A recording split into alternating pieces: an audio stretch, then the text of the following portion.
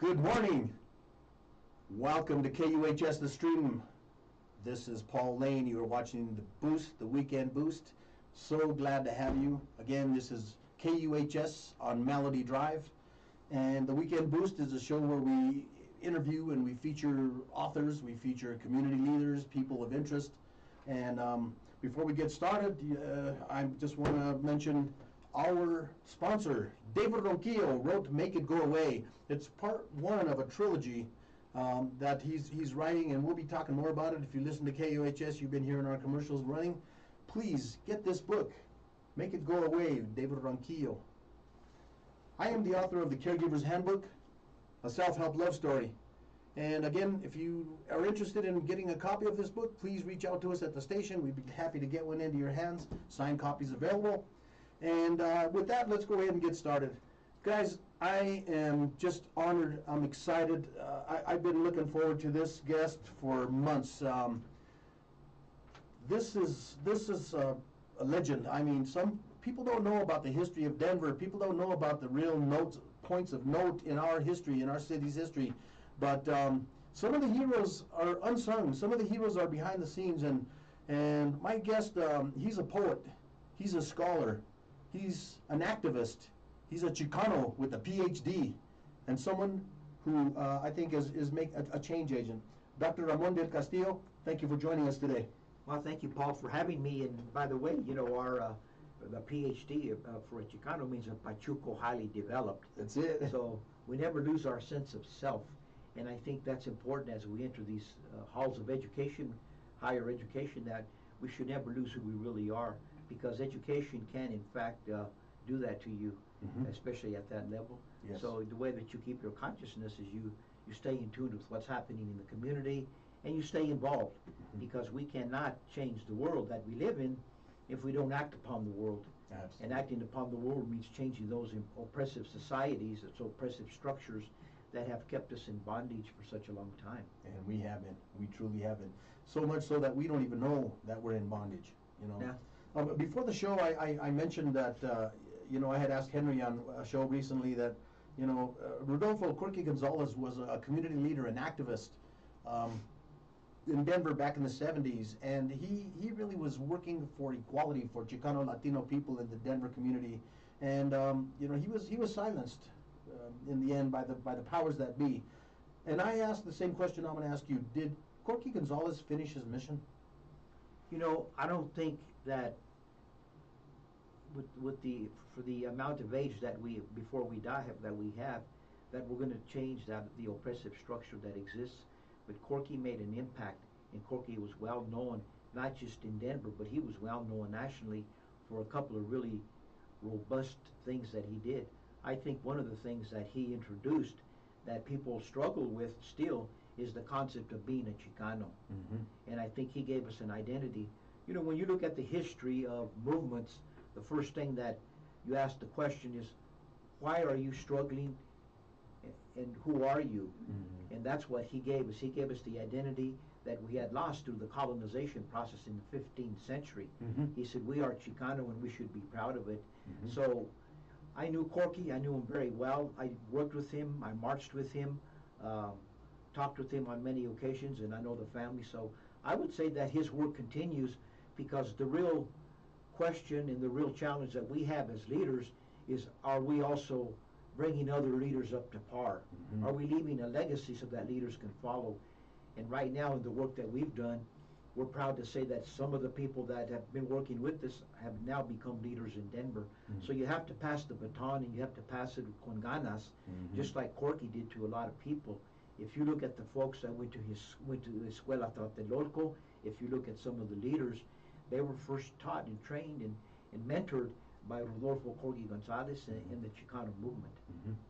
And it was a meaningful purpose. There was a real cause there that I think we desperately still need today.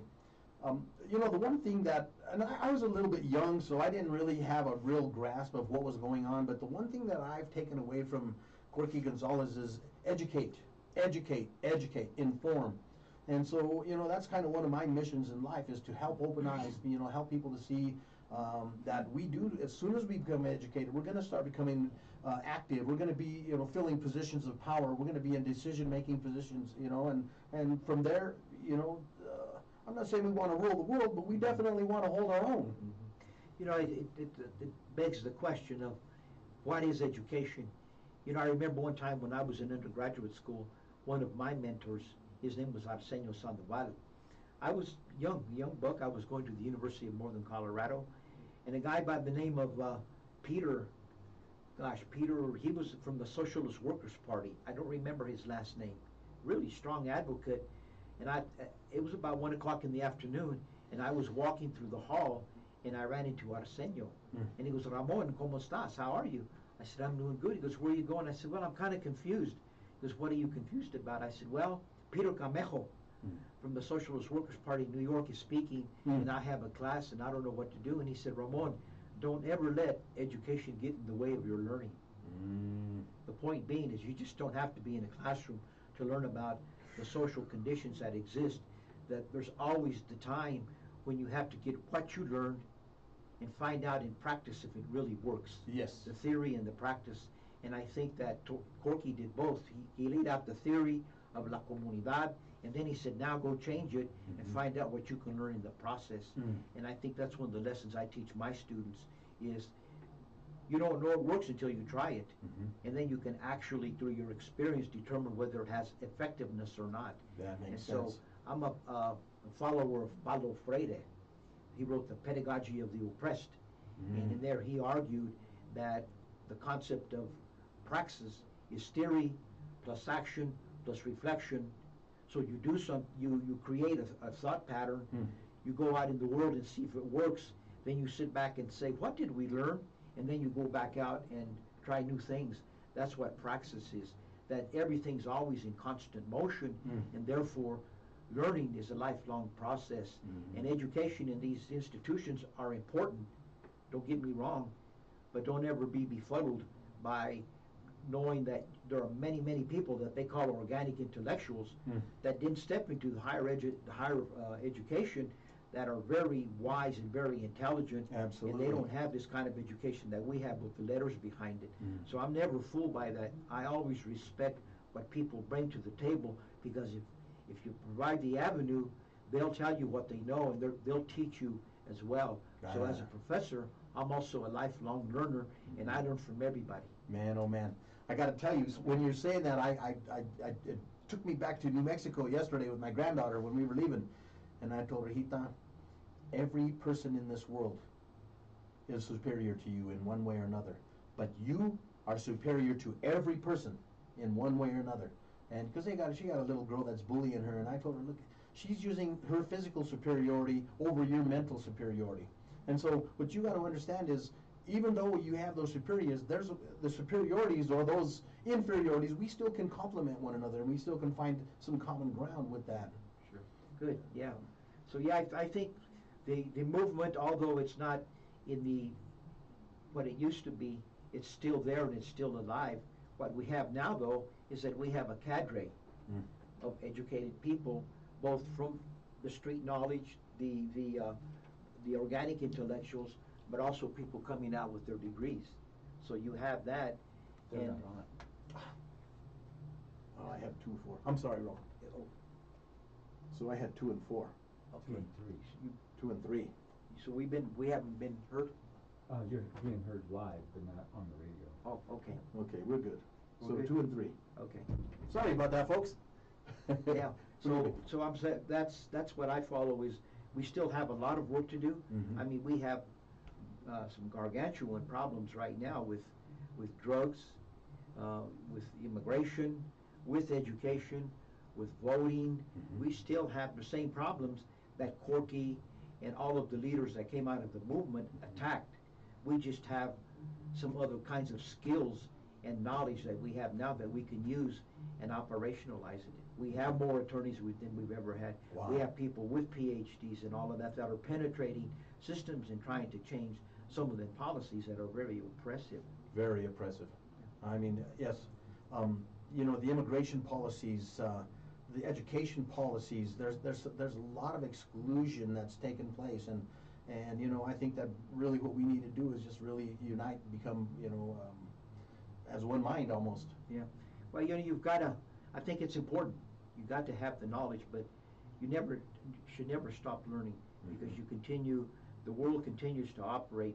It's a well-oiled machine, and the power structure keeps it well-oiled, so that whenever we come in and we attack something, they immediately get together and say, how are we going to respond to what's going on? For example, in the Chicano community, when we had the big immigration marches, the one where we got about 75,000 people, I was a part of that. And what happened? Well, the governor, they met and they developed a set of regressive policies to oppress the undocumented workers at that time. They were ready for that. And we need to be always ready, because if you're not, believe me, they already have people that are thinking things through and saying, okay, what are we going to do if this group does A? Here's our response. What about B? And that's why I'm saying that it's until we are liberated that and free that we can't say that it's been an effective movement. So we had, I mean, if you really think about movement, you can trace it back way before Corky and everybody.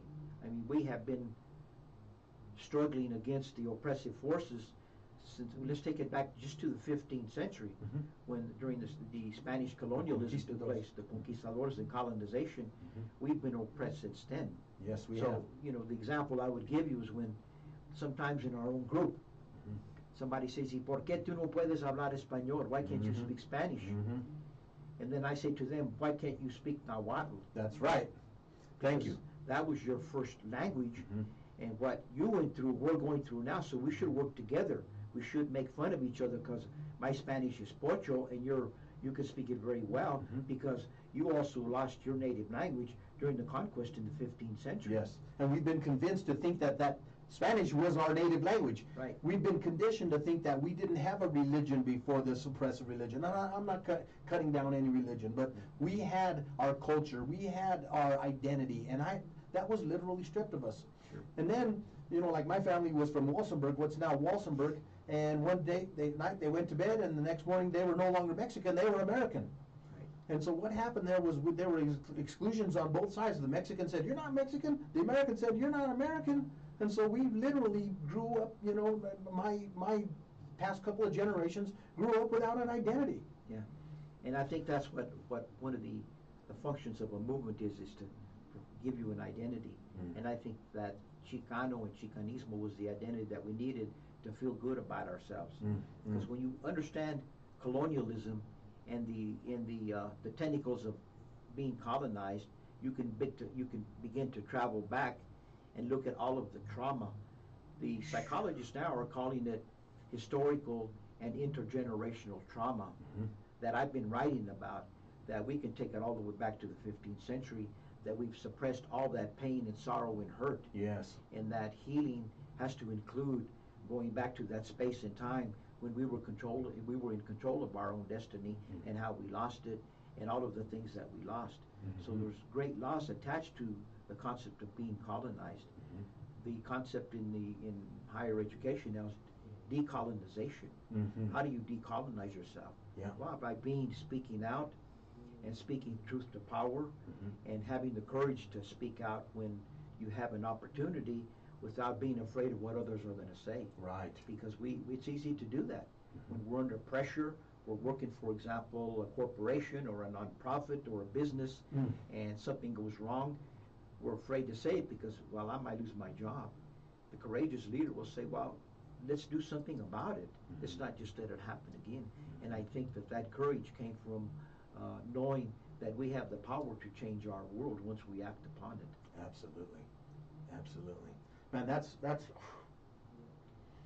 I think that self-awareness part of it is so critical, because you know, I started talking earlier, you know, all of a sudden where there's people without a country, and you know, we go to the room and they say, oh, you're Ramon, you know, and I'm Paul, but when you walk out of the room, you're that Mexican guy Ramon, and I'm that Mexican guy Paul. Even though I got a white last name, I'm still a Mexican to a lot of people. Yeah.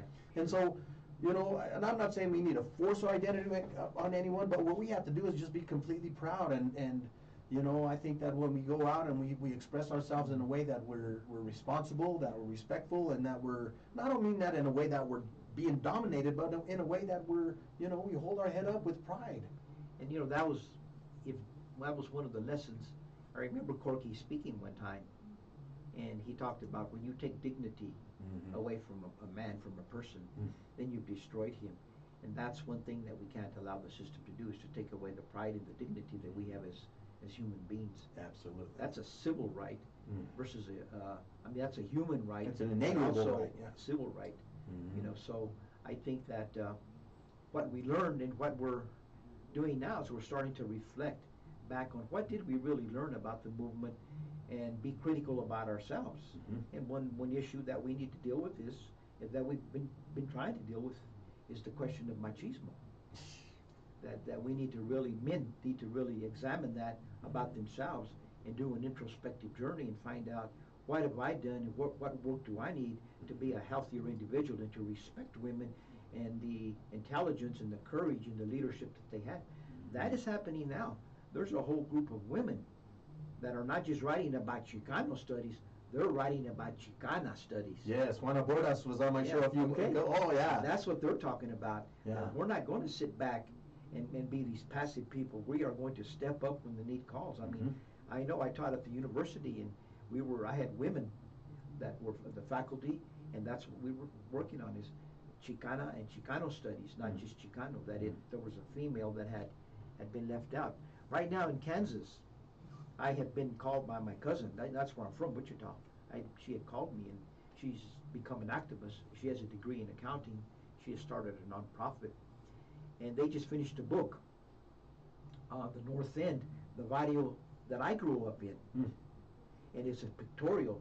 She collected 800 pictures. They only used about 200. The book, I'm going to get a copy from Amazon in the next couple of days. And then she called me and said, I'm thinking of putting a video together. And I said, on what? And she goes, well, I want to talk about the women that ran for the Queens during the 16th of September celebrations in Kansas, and the women who ran for the Queens for the GI Forum from a female perspective. And I said, good. So we talked, and I said, you know what you should call it, don't you? Or at least think about it. And she goes, what? I said, call it Las Nuevas Adelitas. And she tells me, well, who's Adelita? I said, in history, the Adelitas were the Mexican women who actually picked up arms and fought next to the men during the Civil War in 1910. Las Adelitas, call it Las Nuevas Adelitas. Wow. So she called me and said, would you be the consultant, the scholar on it? And I said, absolutely. So I worked with them, and they're putting together this video that they're going to release probably in June. Wow. On Las Nuevas Adelitas, but to talk about women, why did it feel like to be a queen, and why did you do it? Why did you learn? And the women are saying to have women visible. So we have to provide avenues working together to get the woman from invisibility to visibility, because we're still invisible in American society. Yes, we are. For as much as we think we're doing, we're totally invisible. We can't even compete with our counterparts right now. And shows like this are important because they put us out there, and they show people we have intelligence, we have courage, we have leaders, and let's listen to what they have to talk about. So that's kind of where I'm at now in the work that I'm doing, is providing and becoming visible for a population that's been invisible. Yes, man, that's great. You put that very well. I know you're involved with the United Food Workers and Commercial Workers right now, Right. and you're involved in so many things, man. It's just such an inspiration. Okay. When you come upon a cause, how do you decide, well, this is a cause worth fighting for, this is a cause that I'm going to, because I know you can't take everything, because I'm sure that there's all kinds of people that are calling on your expertise. Well, that's interesting because, let me tell the story. I came from Wichita in 1972 to go to the University of Northern Colorado. And I used to like to shoot pool for a few bucks in there, you know what I mean? And so it was a Saturday morning. I was going to this bar that I had been the night before. They had been playing pool. I didn't do so well, and I wanted to get a chance to see if I could win a few bucks back. And I'm getting to this place. It's at a mall, and there's a Safeway up on top, and the tavern is on the bottom floor in the basement, but you can go through Safeway and get down there. Well, I got to the Safeway, and I saw a picket line, 1972, and I stopped. Well, I had worked in the Cuddy Hay Packing Company. I was part of the AFL-CIO. Wow. My mom was a union member for 33 years before she passed away. And somebody tapped me on the shoulder and said, "Brother, are you going to cross the picket line?" And I told him, his name was Jose Calderon, Northern Colorado, PhD out of UCLA, fantastic leader, now retired. And I said, "No, I'm not, but what is this about?" And he said, "It's about Cesar Chavez and the United Farm Workers." And he said, "Have you heard about him?" I said, "I've heard the name, but I'm not really that familiar with the cause." So that day I put my pull stick in the trunk of my car, and I stood there till 9 o'clock that night with Jose Calderon. Man. And that experience turned my life around. And then I ran the lettuce boycott with a group of other people. I chaired it in northern Colorado to try to get head lettuce off campus. I remember that, yeah. During that time period is when I met Cesar Chavez. Yeah. And he spoke at the university. We got in a meeting with him, and he spoke on the philosophy of nonviolence. And that is where I latched onto that, because violence is destruction to human beings. Yeah, including your own self. Including your own self. And these wars, even right now, what they're preparing for, what's going on with Russia and the Ukraine, I mean Russia, excuse me, and the Ukraine, it reminds me of the commitment I made to be nonviolent. So when you asked about the United Food and Commercial Workers, we worked on getting, we never got head lettuce off campus. We never got it. And we fought for 4 years. And I left there with the broken spirit, thinking, what did I do as a leader, and why didn't we get it? But during that process, Ricardo Longoria, he was a political writer for a lot of politicians at that time. He was one of our trainers for community organizing. And we had made an agreement with the college that they would allow head lettuce to come off campus at the dormitories if we got 51% of the dorm population to sign it. That was our work. We got to 47%. The president called me. We had a big meeting. He said, "We can't do it because we're a public institution. We cannot take stands on political issues." Political stand, yeah. And I told him, "You know what? This is not a political issue. It's a moral and economic issue. You politicized it." Oh, man. You did. And so we walked out, and I called Longoria, and we were down. He came by. He came in from Delta. We talked, and he saw the group there, and he said, "Ramon, dígame, what happened?" I said, "Well, they broke the covenant. They said that they wouldn't take head lettuce off campus." And he said, "What did you do?" And I said, "Well, you know what we did. You taught us. We had him sign a petition. We worked. And he asked a poignant question.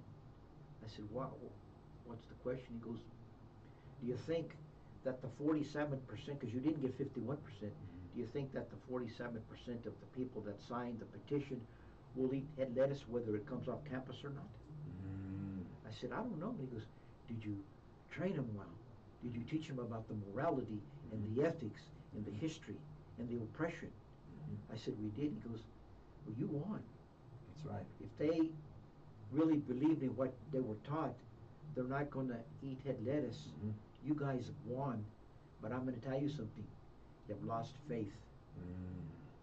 And that's the biggest lesson I learned. Wow. Was that when you get involved in a movement, you get involved for the right reason, and that you have faith that you're going to win against whatever obstacles are there, and you never give up.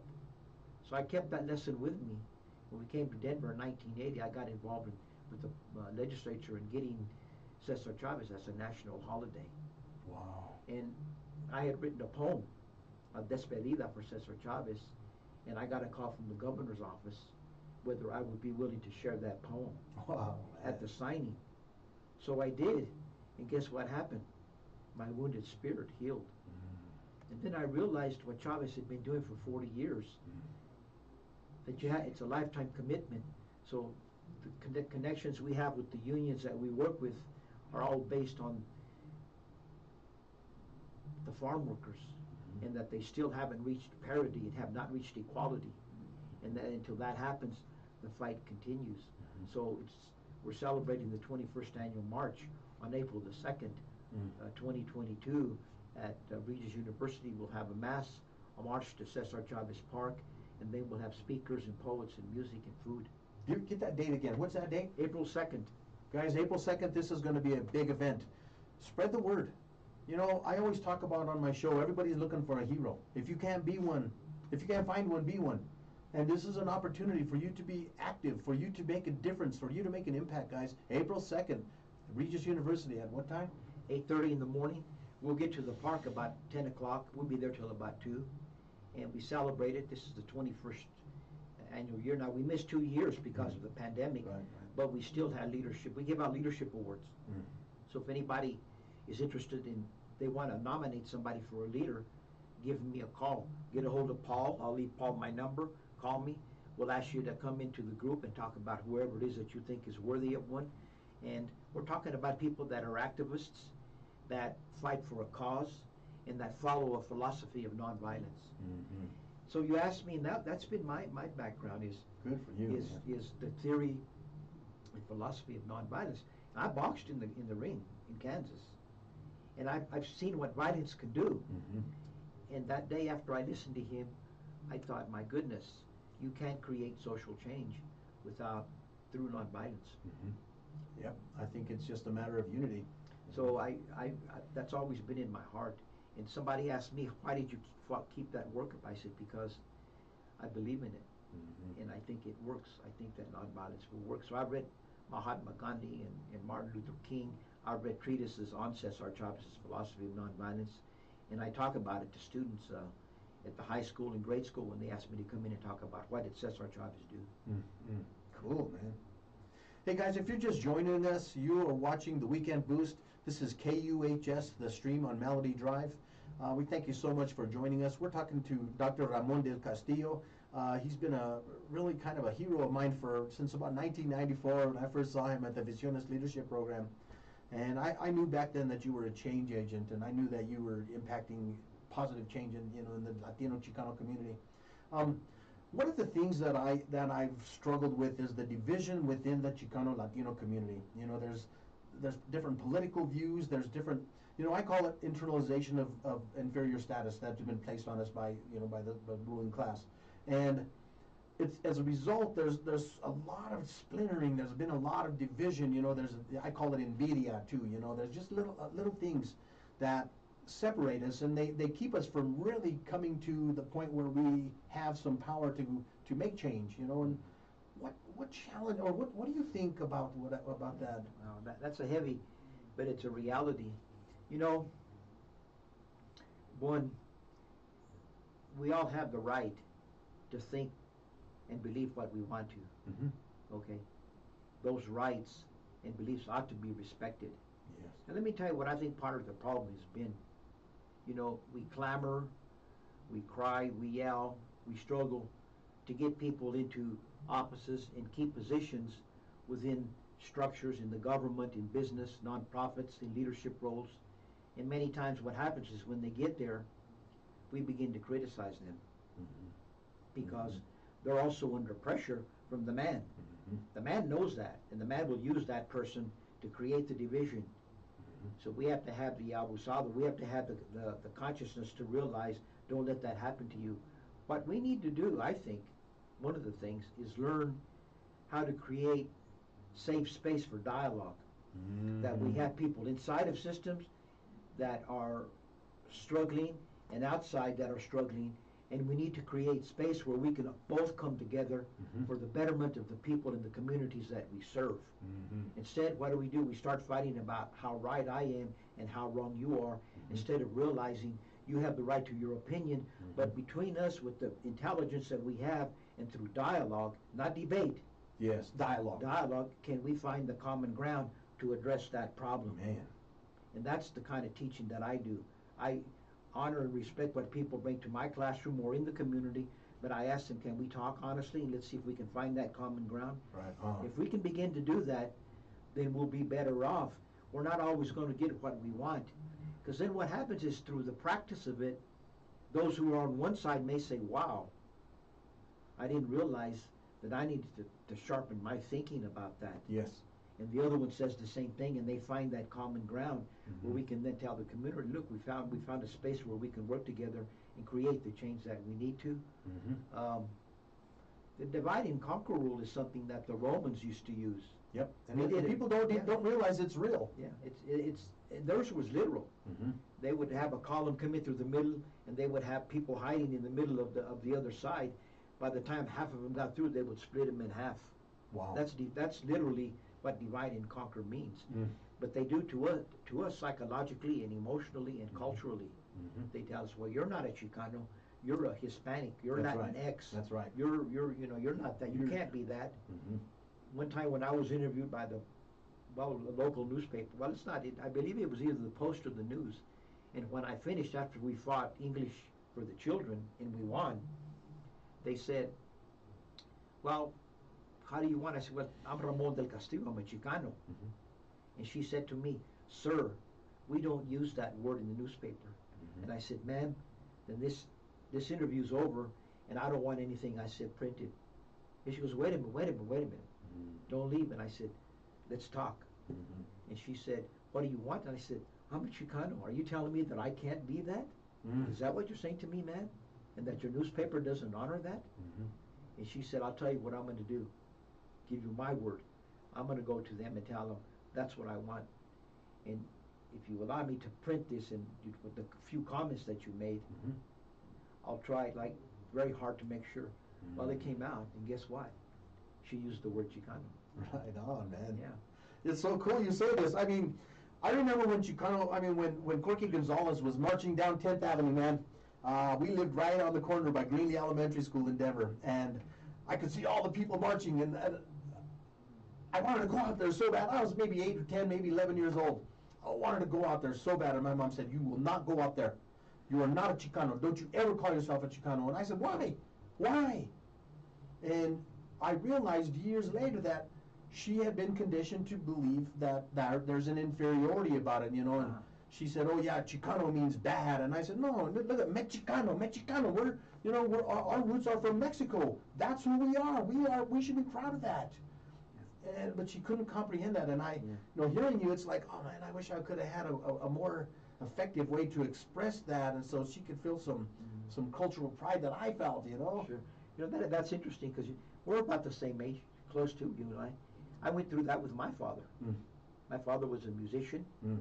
He, they were from Mexico City on my dad's side, and from La Piedad, Michoacan on my mom's side.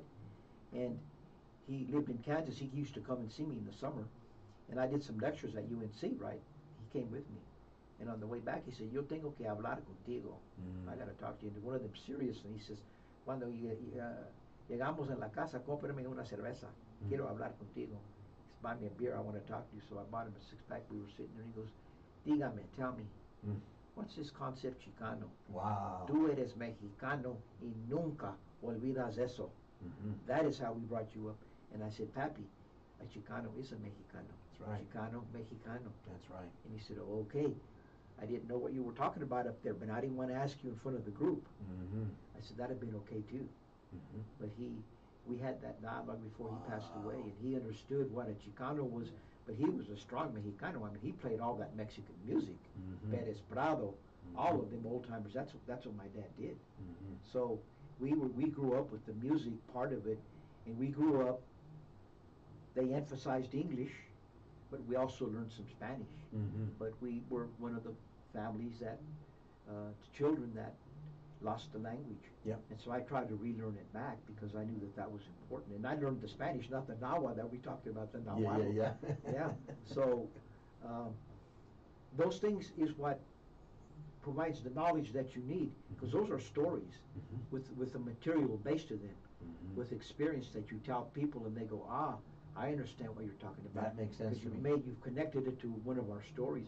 And that's what Chicano Studies is about, telling the stories that have been left out of the mainstream master narrative. Yes. Because the master doesn't want you to learn about that. I The agree. master wants you to learn what he's going to teach you so that you can be just like him. Right. And that isn't what Chicano studies is about. It's taking on the master narrative and say, we think you're wrong, and turning it upside down and begin to pose the questions to the master about what about this, what about that. So I've been proud to be part of Chicano studies for over 40 years. Man. Because I really learned about alternative ways to look at things, and that we have that right to be who we want to be. And that even though it does cause conflict sometimes between our own group, we need to have these dialogues and conversations about that. Yeah, conflict is okay as long as there's still dialogue. Yeah, because what right do I have to take that away from you? Right. Your reality, your personhood, that's you, and you're entitled to that, and we should be, and I love that, because respecting others is really essential. I mean, I think it's it's the cornerstone of communication, and so when you can start expressing not only your point but seeing the other point, I think that's really where that dialogue begins. So figure, I left Wichita in '72. 50 years later, they got the first book ever about Chicanos from a barrio in the north end. That was the name of the barrio in Wichita, Kansas. 50 years it took for them, the Wichita State University and their humanities department, to get together and say, well, maybe we should let them have a book. Well, what she's going to do now with the rest of the pictures is she's going to put a second book together, and I told her, do not let the university have it. That's your book, this community's book. You control it and try to get it into the school system. And so now she's built a relationship with people at a university and with the Kansas Humanities to start doing some things in Kansas, because Kansas is totally different than when I left. There's still a lot of raza and it's becoming more types of raza from different countries, from Guatemala, from Mexico, from El Salvador, from Honduras. They're now in Kansas, in the barrio that I grew up in. It's changed. Right. Character. Cool. Yeah, I think the whole country's changing, and especially the Latino face across the country. And one of the things that I've heard a lot of Anglo people say is, I mean, what are you? Are you Mexican? Are you Chicano? Are you Latinx? What are you? Well, I'm American. I'm proud of who I am. I am Chicano. But if I call myself Latino, I'm no less than a Latino, Chicano, Mexicano, whatever. I'm proud of who I am. Yeah. When you go, I taught at Regis for 5 years. I've traveled in Latin America, mostly Mexico and Guatemala. And when you're in Mexico, and they say, you say, I'm an American, they go, well, are you South American, Central American, or North American? And that's how they look at it. Yeah. They see us as United Statesians, not Americans per se, because America is all there is a lot bigger than just the United States. So I learned that lesson when I was there. Yeah. But I ran with a bunch of professors and community people in the work that we did in Mexico. I was in a place where I watched a community, mostly of women, and when I asked las mujeres, where are the men? They go, están en su país trabajando. They're in your country working. So we're here maintaining the community. And what I saw they were using was a philosophy of theology, right? And they were also using Paulo Freire's work, the pedagogy of the oppressed, with liberation theology in their work. And over there, if you start talking to them and you start getting too theoretical, you're talking about theory, they'll say coyuntura, connection. And they ask you to bring it down to what have you experienced though? Wow. And that's how they teach each other, like Paulo Freire. That makes sense. It's fine and I remember when I did work with the immigrants here, with DPS, we had a group, and every time you used a big word, they would stop you and say, now define it for us. Because they wanted you learn the words, but they were talking about experience, because experience is in fact knowledge. Yes. In American philosophy. They don't not necessarily believe that. Well, that's just you. Mm-hmm. But that is the basis of your knowledge, is your experience in life, where you've solved problems and you know who you are and you've made a living and you've done okay. Don't tell me that you don't understand and have lessons of life that are important. That's knowledge. And that's what Paulo Freire taught us. Mm. But what happens? He goes in education, the professor stands up, lays a big old lecture, and then at midterm says, I want you to repeat what I told you, because that's the answer. Mm. But don't you dare take me on. Mm-hmm. And Paulo Freire says, you take on the professors, and you ask them questions through dialogue. That's right. And Speak truth to power, and man. I've told my students, one day, in fact, a student one time asked me, I told him, in my students, if you came looking for truth, you came to the wrong place, because I know nothing about truth. I know statistics, I know data, I have my own experience, but I'm also looking for truth. Wow. Why don't we all find it together? Wow. And I allow them to speak their truth and ask them questions and make them think deeper, and then say, I see what you're saying now. Mm-hmm. And I learned that through studying Paulo Freire. Wow. And I think that if we can do that with our kids, and I think right now some of the kids are starting to do that. They're questioning things that at one time you and I wouldn't even think about questioning. Mm-hmm. ¿Por qué? Porque tenemos, their authority. Mm-hmm. We respect authority. Mm-hmm. Well, you can respect authority and still question it. You can. So when we did the work with women, women began to really question the administration. And I got called to the carpet. What are you doing? I said, well, you told me to empower these women so that they could become involved in their schools. And that's what I'm doing. They're now ready to get in these groups. And they started joining the groups. Wow. And they were like, wow. They're not just coloring with the kids and teaching them a word or two. They're now asking questions about why are our kids failing here? Mm-hmm. How come the white kids are doing better than our kids? Mm-hmm. How do you explain that? Help me understand that. And they begin to question things. Good. Because they were learning how to use dialogue.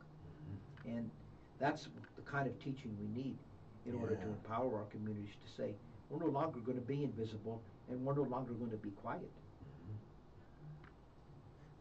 I know you're also a part of, you're involved in many things, but a part of what you do is you're a mentor through CALMA, the Colorado Alliance for Latino Mentors and Authors.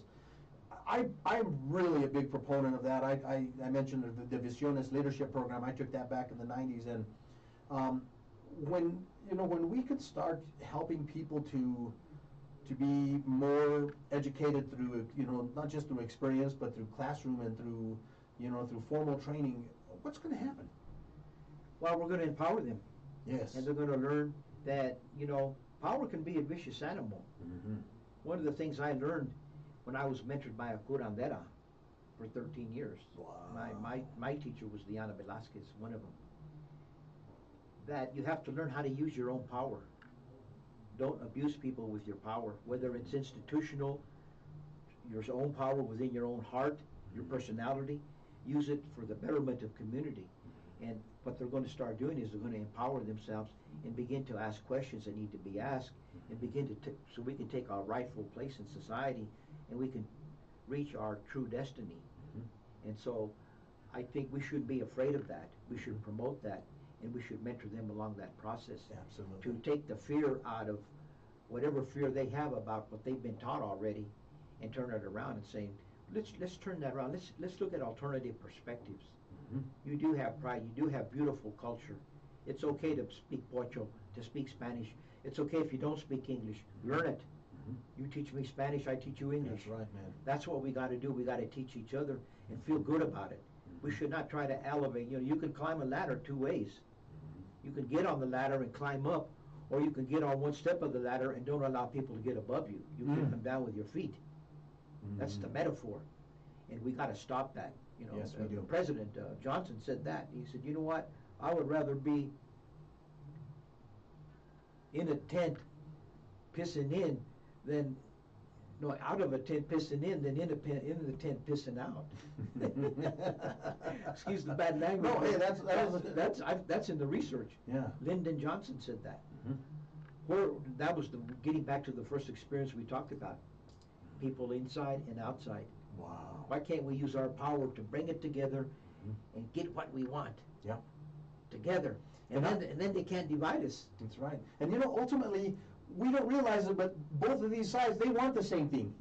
They just don't realize that getting there can be done in a unified fashion. Yeah, you know what you have to deal with.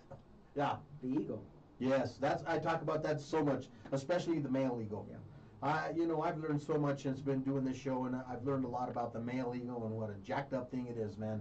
I'm off the record, on the record, I don't care. I support a female president because I think it's time, to get the male ego out of the political system. But the ego's get in the way of do. effective dialogue Mm-hmm. and self-interest. It's okay to have self-interest. Mm-hmm. We do, it's human. Yeah. The question is, are you willing to reveal your self-interest in a group? And then say, okay, well, we know why you're here, we know why you're here, can we all work together? Can we work together? This brings to mind, in your podcast, you talk about, there was actually a march going on for what they call Columbus Day, and there were all these Italian women, and there was Glenn Morris and Russell Means.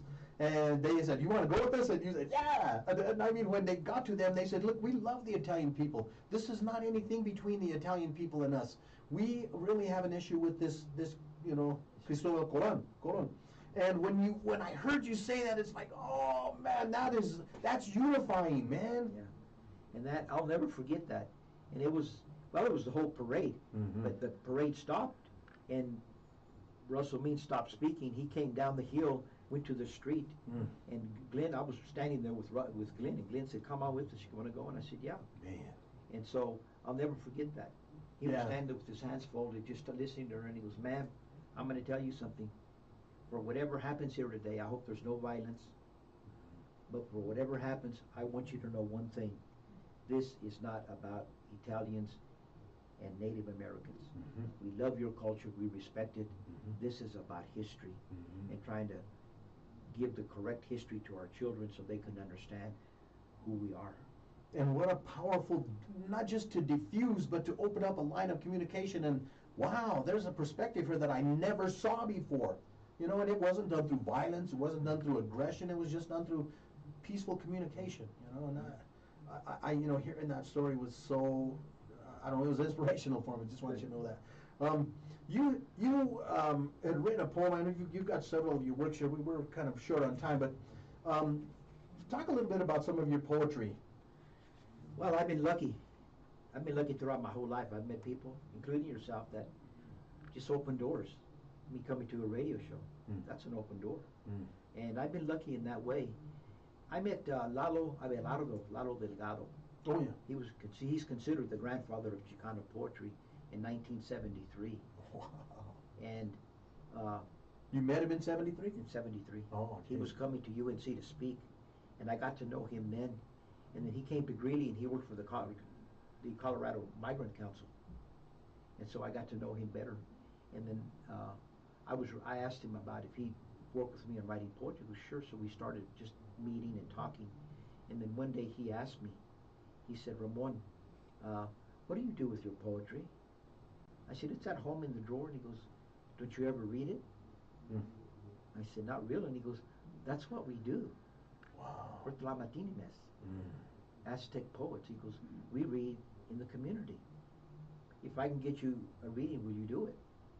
I said, yeah. He goes, because sometimes I get 2 or 3 and I can't do them both. So he called me one day and he said, I have something that opened up. Would you like to read? Wow. And I said, yeah. Well, I was scared inside I was like terrified, and I kept thinking and thinking. So I called him.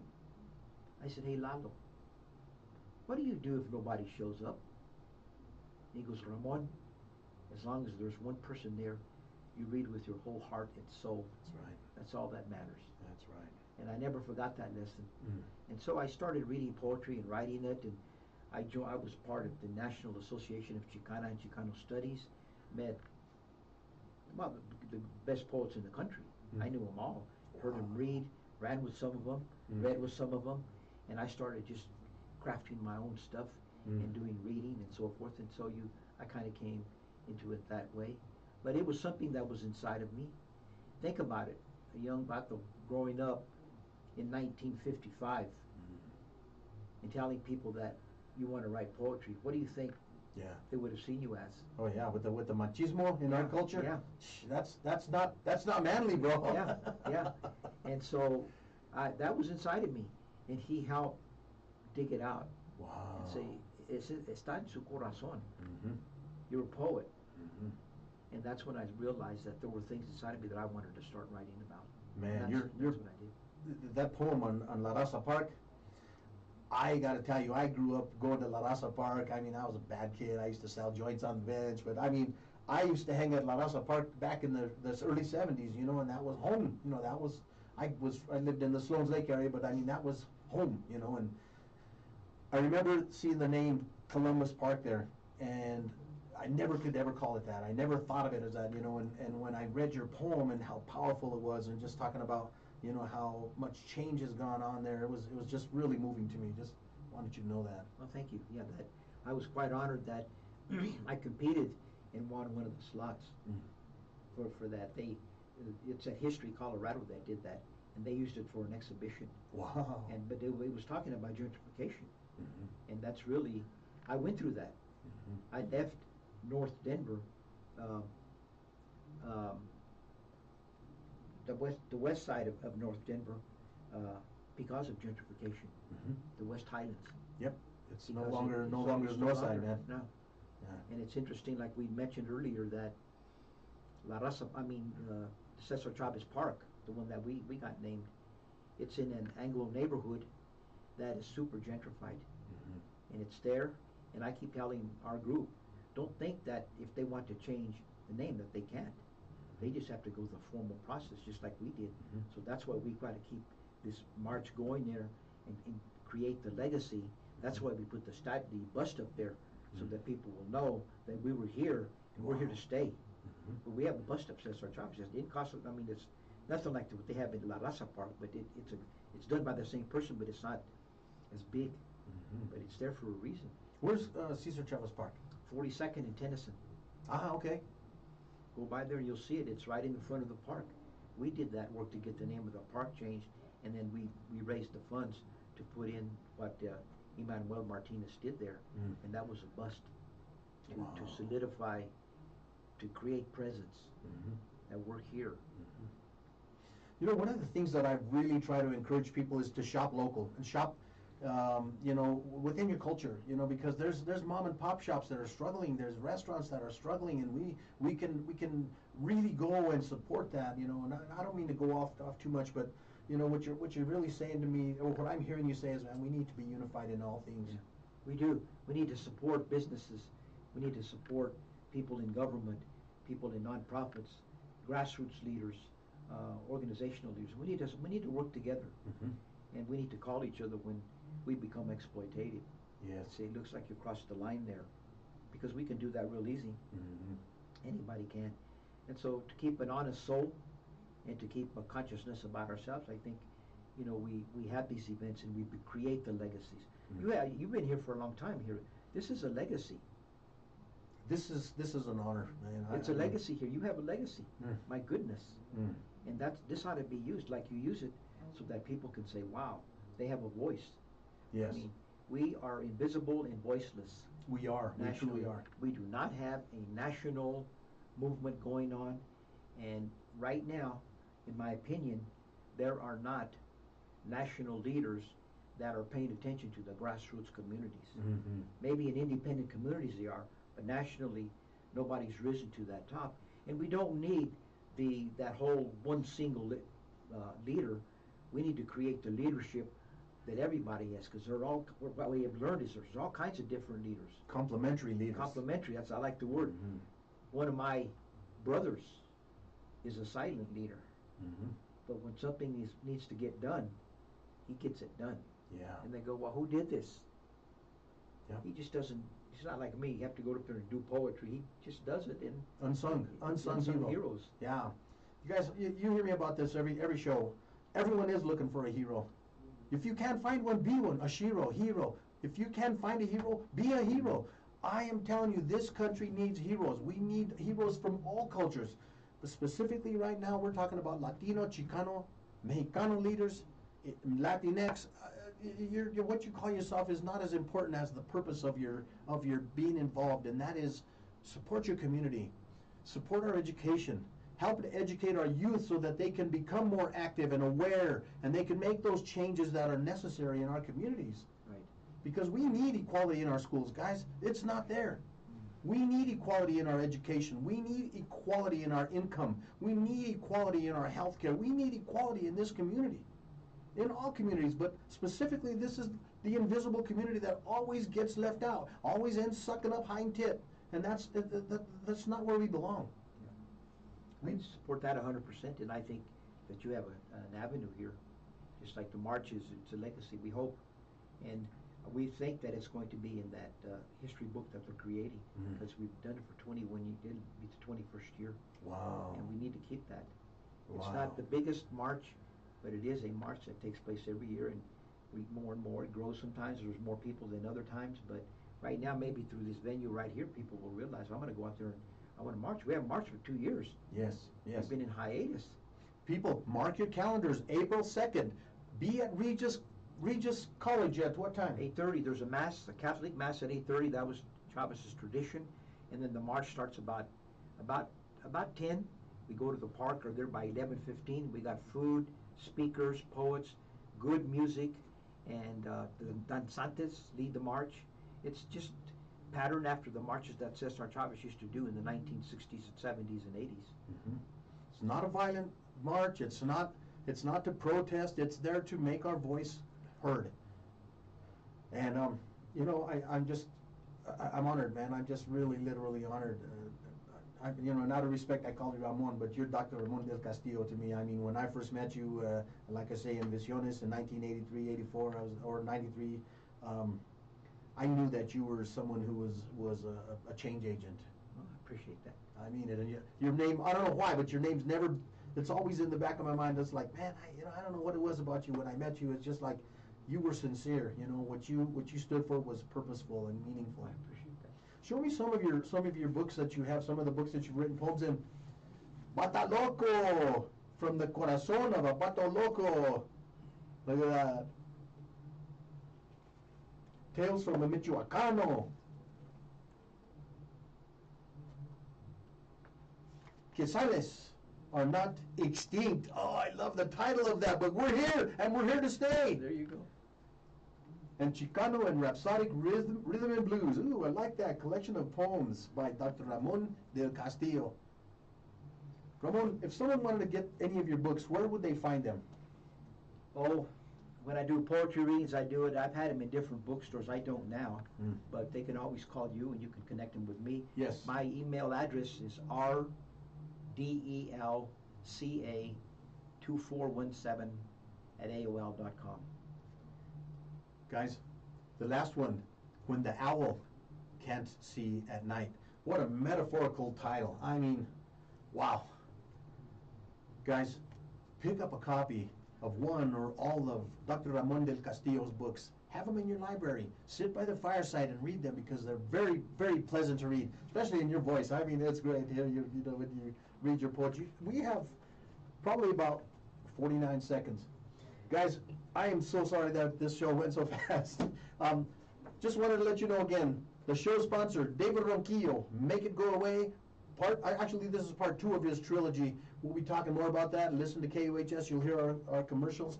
But Dr. Castillo, thank you so much. Thank you for having me. It was a pleasure and an honor to be part of this radio show today. Very cool. All right, guys, remember, if you can't find a hero, be a hero. The world is waiting for you. Stand up. Talk to you next time. Thanks for joining us. And here's yours. That I get that one. That other one, I'm going to read that. Nice title. And then, like I said, I've got to boogie out of here. I've got to go pick up my wife, and you're going to give me that one. Oh, yes, sir. Yes, sir. Yeah. And get over to come back. We're going to come back this way to the basketball game, but I've got to run out to North Denver. Man, excellent. Thank you so much for coming Thank on. you. Okay, show me the way out, would you? You bet, you bet. I don't wanna